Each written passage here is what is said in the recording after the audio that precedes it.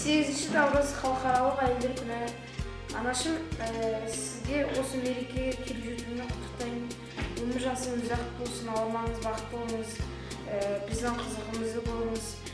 Тағы осы дүниеге алып келгеніңіз үшін, жарық дүниені көргізгеніңіз үшін, жақсы тәрбиелегеніңіз үшін, жақсы оқытқаныңыз үшін, бәріне рахмет айтамын. 8 наурыз халықаралық әйелдер күні құтты болсын. Мам, сізді осы мерекемен шын жүректен құттықтаймын. Денсаулығыңыз мықты болсын, өмір жасыңыз ұзақ болсын, ешқашан ауырмаңыз. Осылай көңілді, мейірімді болып жүре беріңіз. Бізді өсіргеніңіз үшін сізге көп рахмет. Мен сізді жақсы көремін. Мам, мерекеңіз құтты болсын. 8 наурыз мен шын жүректен құттықтаймын. Өмір жасыңыз ұзақ болсын. Мен сізді жақсы көремін. 8 наурызды шын жүректен құттықтаймын.